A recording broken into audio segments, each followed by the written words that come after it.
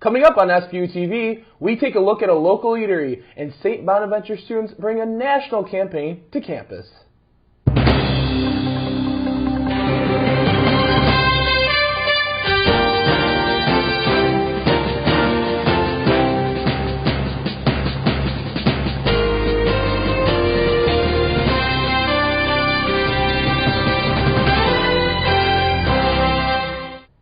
Good morning and welcome to SBU-TV. I'm Chris Gilbert. And I'm Leanne Bunny. Are you in need of some R&R? Then check out this new lounge in Olean, New York. Sammy Arena tells us more. Nestled in our little town of Olean is a new lounge that transports you to the big city. Raven and Robin has opened its doors here in Olean, New York. Owner Bobby Cena created the lounge in his daughter's name when he fell in love with Olean's history. I got the perfect idea, so let's come up with a lounge where people can come. They don't have to be underdressed, but they don't have to be overdressed. So all of the wood and steel used to build Raven and Robin were bought from local contractors. Cena was determined to support local businesses and make them a part of R&R's building process. Here's what's very interesting when you should read. All these fixtures, all these fine fixtures, they were nothing but leftovers from a metal shop. So we grabbed them, we bend them, we created a cube on it, and that's how we came up with lighting. Raven and Robin is no stranger to fine dining, but to this restaurant, it's not just about the experience, it's about the community. We made a commitment where we said we're going to keep all the jobs local, and we've done that. So the goal was to create like 12 to 18 jobs. I think we have created right now over 30 jobs in Olean. Along with creating new jobs in Olean, as well as showing support for local businesses, Raven and Robin hopes to be a place where the community can come to unwind, relax, and dine. They even produce their own coffee. Now we do this, when people ask for coffee, we got to do this manually every single time. See all the hard work coming in? Now that coffee is hot, nice, strong. We'll have to stay tuned to see what's in store for Raven and Robin. For SBU-TV, I'm Sammy Arena. If you'd like to make a reservation or learn more, go to ravenandrobinllc.com. Last week, St. Bonaventure students and faculty brought a new national issue here to our community. Nate Discavige and I have more. Last Tuesday afternoon, St. Bonaventure's Black Student Union held a sit-in on Plasman Steps. The goal of the event? To create awareness for Black Lives Matter. I think the goal really was to bring awareness. I think that too often in life we live in, silos. Recognize that there are a lot of injustices, not necessarily on our campus, but around us, and we're not necessarily aware of those. The 22 faculty and students that participated in the sit-in felt that they achieved their goal of creating awareness through handing out fact sheets, but even more by just being there. So what was the purpose of the sit-in? Light on these instances and how sometimes we can live so much in our silo that it's time to start looking onward and upward and outwardly thinking. Basically just to raise awareness that we live in kind of a Bono bubble and that injustices are all around us, and just to bring awareness to that and show people that they do exist and it's time to fight for those. And for this group of students, they are not done. This is just the tip of the iceberg, and there is more in store. For SBU-TV, we're Chris Gilbert and Nate Discavige. There is now the Ideal campaign on campus, striving to help educate people of diversity and equity. Women around the St. Bonaventure campus are lacing up their skates. Brittany Slamba has more. St. Bonaventure University's new women's hockey team has players setting aside their high heels. William Stanton, who is also the men's hockey coach, said he started the women's hockey team for selfish reasons. My daughter's a senior in high school, and she wanted to play college hockey. Some have loved hockey, never played. Some have just ice skated, but never played.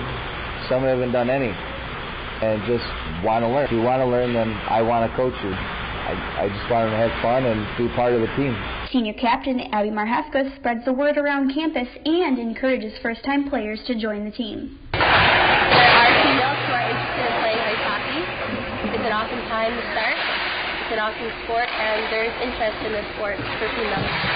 Coach Stanton has done an awesome job with the men's program. I don't see any reason for this to not continue. It's our first time.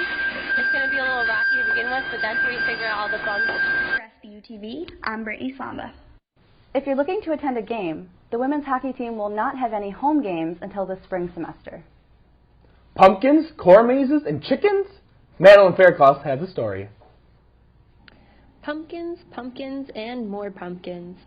October has arrived, and that means all things fall in western New York. From pumpkin patches to spooky attractions and all the apples in between, there's no shortage of activities to make sure free time is anything but boring. And here in the heart of Great Valley, Pumpkinville, where the supply of apples, cider, and pumpkins never seems to run out. Open rain or shine only September 17th to October 31st. From 9 a.m. to 7 p.m., Pumpkinville offers hayrides, corn mazes, cow trains, singing chickens, real chickens, and, of course, pumpkins. Although all pumpkins and apples are available for purchase, shops offering homemade peanut butter, caramel sauce, cider, pumpkin donuts, and souvenir gifts are also open for purchases. Although tickets for the attractions cost $4 each, or $12.50 for a day pass, general admission into Pumpkinville is always free. For SBU-TV, I'm Madeline Fairclough. Check back next week for more fall fun ideas. The St. Bonaventure community found a colorful way to support a good cause. Here's my report. Embrace It Africa members think Bonaventure's campus could use a little color. The club hosted a Color Me Happy run 2 weeks ago, attracting 130 participants. Runners started and ended the 2.5-mile race on the Higgy Lawn. Participants ran around the Allegheny River Trail and had color thrown at them. Embrace It Africa is a nonprofit organization focused on economic development, access to public education, and public health. The group focuses on communities in southern Uganda. According to one of the club's founders, Zach Rodriguez, the Color Run raised $2,600. Particularly, our biggest projects right now are the microfinance institution and the clinic, so money will most likely be split between those two projects. The microfinance institution acts as a credit union to help Uganda economically. The clinic will help with public health. With loads of color, free t-shirts, food, games, and performances, and all for a good cause, the event had a little something for everyone. It was great. It was good exercise at the beginning. I walked and then I ran. And then when I saw the people come out for the paint, I started booking. So it was a lot of fun, though. So. I enjoy running. Color Run's very fun. I love having color all over the shirt. And it's just a fun event, and it's good for charity, too. Whether participants walked, ran, or jogged, on 4 legs or 2, all were welcome. With SBU-TV, I'm Leanne Bunny. Embrace It Africa became an official Bonaventure club in 2008. That's all for us here in the Coop. I'm Leanne Bunny. And I'm Chris Gilbert. Thanks for watching, have a great day, and catch the Wolfpack Report coming up next.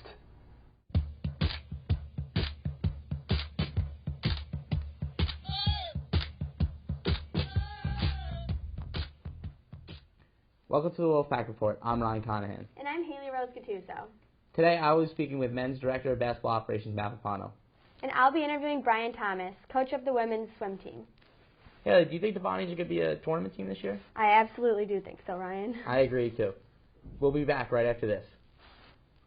Welcome back to the Wolfpack Report. I'm Haley Rose Gattuso here with Coach Brian Thomas, coach of the women's swim team here at Bonaventure. Hi, Coach Thomas. How are you today? I'm good, Haley. How are you? I'm good, thank you. Can you start off by telling me about your transition here from Vegas? Yeah, it's been an interesting transition and definitely a welcomed one. I think I was looking for a position like this.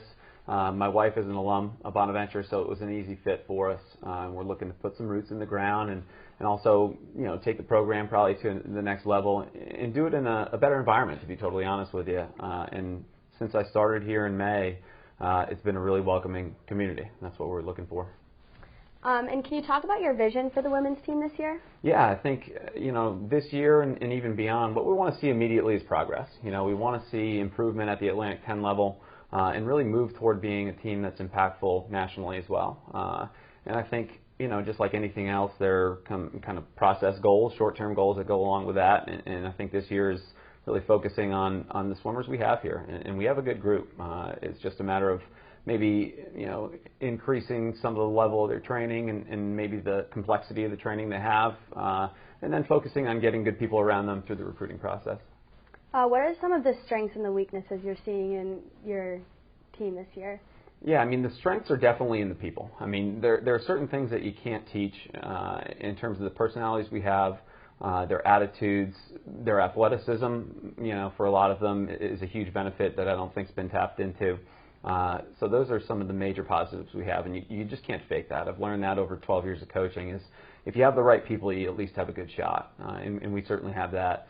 I think what we need is probably just a different focus on what we're doing, and one of my goals is to really kind of open their eyes to what we could do on a national scale and forget about competing necessarily regionally all the time. Let's open our eyes and see what we can do beyond that, and I think we have some talent here that hasn't been tapped into, and that's exciting. And how do you plan on helping them tap into that athleticism? I think that hopefully my experience up to this point will help with that. I've managed, like you said, to kind of work all over the country in some of the hotbeds for swimming, not only Vegas, but in the Southeast as well. And I think I've learned a lot through that process. Being able to coach at a national level has taught me a lot about how to do it and how to progress, with a program like ours. What are some characteristics that you're hoping to teach the girls that they can carry into their life outside of swimming? Yeah, I think number one is that, like I said, it really kind of starts with being good people. That's where I see elite swimming, and the great swimmers I've been able to coach have been good people first. And I also obviously hammer home to them, when they walk out the door, we want them to look back and say, I really want to do that again. That was a great experience.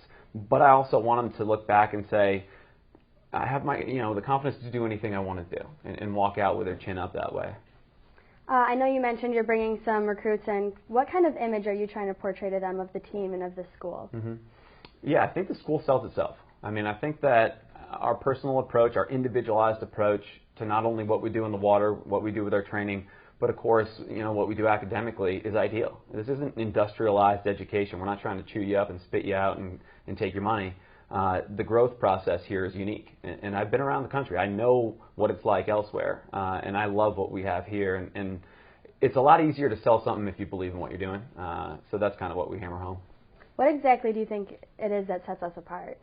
Again, the people, absolutely. From the day I stepped onto campus, in our building, every coach of every program stopping by. Our athletic director coming by, all the time, sticking his head in the door, seeing if we need anything, see if we have what we need. My direct boss, Barb Quested, same thing, always available to me. Talk to her on a daily basis. The people absolutely make the difference here, and everyone who's here will probably tell you that. And that's something, again, you can't fake. It's really a unique place to be that way, and something that sets us apart. We just have to continue to believe in that and probably expand on it. Thank you so much. I really appreciate it. Yeah, thanks, Haley. Thanks for having me. Welcome back to the Wolfpack Report. I'm Ryan Conahan. Today we are with Director of Basketball Operations, Matt Papano. Matt, thanks for joining us today. Thanks for having me, Ryan.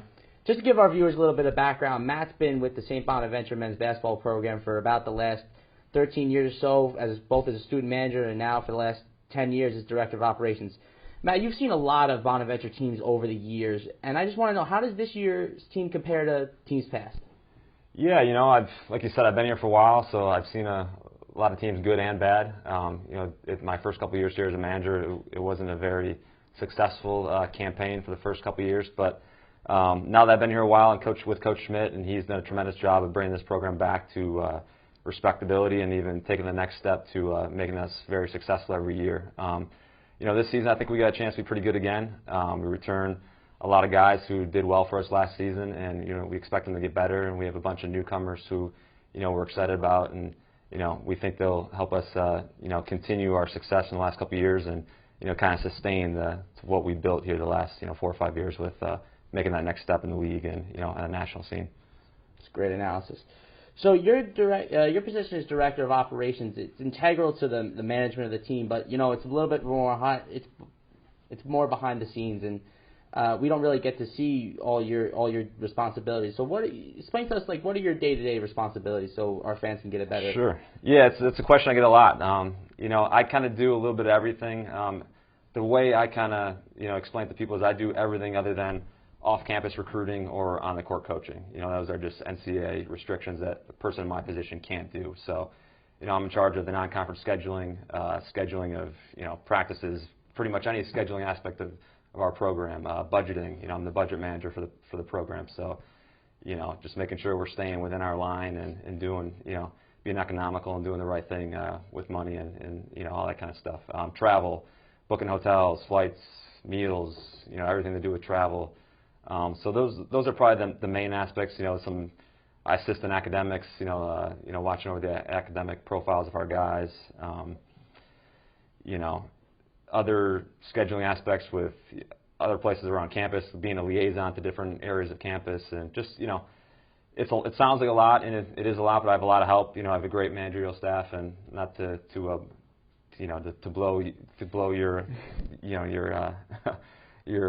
your profile at all, but you know, you do a great job for us, and I have a great staff of managers and a graduate assistant, so I get a lot of help with our operations, and Bobby Cornelius, our secretary, too. So there's a lot to it, but it's something I've done for a while, so I've kind of got it down to a science now, and you know, we're trying to get better at it, but we have a pretty good system going on now. Definitely no easy task. I mean, I want to talk a bit more about the non-conference scheduling. Sure. I know a lot of Bonaventure fans are always talking about scheduling and how we can get a stronger non-conference schedule to make our profile for the NCAA tournament even better. And I know it's definitely not an easy task. I mean, the RC is a tough place to play. Not a lot of schools want to come here. It's far away from an airport. It's not the easiest place to travel to.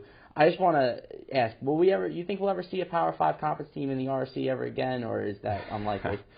You know, we're trying. You know, we certainly are, you know, beating the streets and making phone calls to every Power 5 out there. We want to make it happen. You know, to be honest with you, I don't know if it will. You know, it's getting harder and harder every year, just because you hit on a lot of topics there where, you know, it's certainly a hard place to play. So there's a perception out there that's a very difficult place to play. The travel stuff is true too. You know, I don't know that's, you know, everyone's chartering flights now, so it's not as difficult to get to as in years past when, you know, the charter flight kind of thing kind of exploded over, you know, as a big thing that bigger programs are doing now. But it is, you know, difficult. It's more of a perception thing about the difficulty of getting here. But it's, you know, there's not a whole lot of games to schedule anymore for these Power 5 schools. You know, they're playing in, you know, made-for-TV neutral site events. They're playing in multi-team events. They're also on TV, but, you know, your Maui Invitationals and your big-time tournaments, and they're playing, you know, there's made-for-TV, you know, the Big East, and I'm not sure who they're playing on, but the ACC Big Ten Challenge, you know, stuff like that. Center, yeah, so there's a lot of those kind of things, and they're just not playing a lot of true home and homes anymore, so that hurts us. They're either playing those kind of made-for-TV big events, or they're buying teams that come there, and that's where kind of our only opportunity is to play these big Power 5 schools, is to go get bought and play them on the road. It's been very difficult for us to get them to come here, or even to do a home and home in general with us, where, you know, we play a game in Rochester or Buffalo is our, you know, quote-unquote home game. And our success the last couple of years definitely has to hurt that even more. The fact that we have a better team, and and it's not a guaranteed win like years past, where during tough years where it was teams might have been willing to come here, but I mean, our success over the last couple of years has definitely contributed to that. Yeah, I think so. I mean, I think it depends on, you know, what kind of program you're talking to, or you know, whoever's on the other side of the phone. Some teams, like you said, will shy away from it now because we have gotten better, and they're just, you know, I don't want to say scared, but they're worried that they're probably had a decent chance of losing that game. But then on the other hand, you know, some of these programs who are trying to schedule better and, you know, really take into account the RPIs and all that, you know, all the different analytical stuff to the scheduling, you know, science or whatnot, they might be more interested in playing us now because we have gotten better over the years, and it is a better RPI game, so it's not going to hurt them if they lose. So I think what we need to do is keep scheduling better ourselves, but also keep sustaining the, you know, being that top 75 RPI team. So hopefully we someday, you know, it's going to be probably a couple years away at least, but we can become like a Butler or Xavier or Gonzaga, where they can schedule those kind of, you know, Power 5 home and homes, and, you know, get some bigger, higher profile games on the schedule. So we're not there yet. I think we're heading in that direction, but, you know, I'm hoping that that's, you know, in the near future where we can start to do that kind of thing. Yeah, that's a fantastic take. I didn't even really think about that. Today it was actually reported that the Bonnies will be going next year to the Emerald Coast Classic in Florida with teams like Maryland, TCU, and New Mexico, I believe. And I mean, that's a nationally televised tournament. That's a big deal. I mean, has our success helped us get into tournaments like that, or could be in the consideration for big non-conference tournaments like that? Sure, you've done your homework. I figured you'd ask that question because I saw it got leaked today.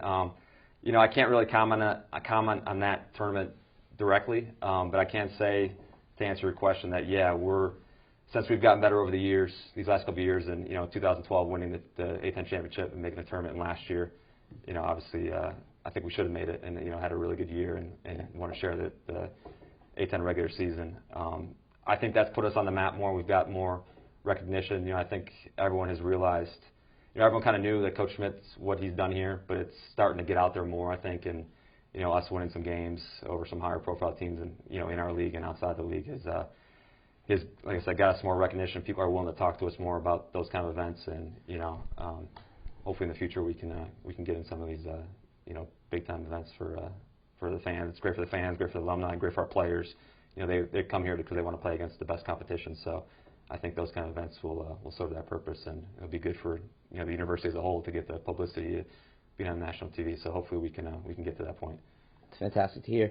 I know it's early, but I just want one last question. What's your early prediction for this year? I think you've probably heard it from Coach before. We're not into the prediction business. I think I kind of said it earlier. I think we have a chance to be good. We have some depth this year. I think more depth than we've had in a while. We've got a great backcourt with Jay Adams. Then people will get to know Matt Mobley this year a lot more than they already do. And we have a chance to be good. Like I said, depth, great backcourt guards win you games. You're seeing it's the trend now. Villanova won last year with playing 4 guards basically a lot of the time. So I think that could take us a long way. The league's really good. It's always really good. So if we could stay healthy and if guys can continue to get better over these next couple of months and build up to playing the best basketball, as the season progresses, I think we have a chance to, I don't want to say duplicate the success, but have another really good year. Matt, thanks so much for taking the time to talk to us today. Really appreciate it. Thanks for having me. All right. Thanks, Ryan. All right. We'll be right back. Best of luck to both of our teams, swimming and basketball, in the upcoming seasons, and we will see you next week. I'm Haley Rose Cattuso. And I'm Ryan Conahan. Thanks for watching.